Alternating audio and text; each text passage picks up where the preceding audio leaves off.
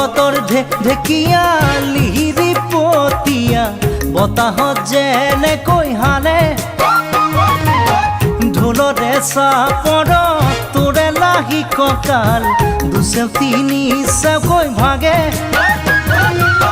তোৰ দৰে নাচনি দেখি শ্ৰীকৃষ্ণই বাঁহী বজাইছিলে চাগে মোৰ মইনা ঐ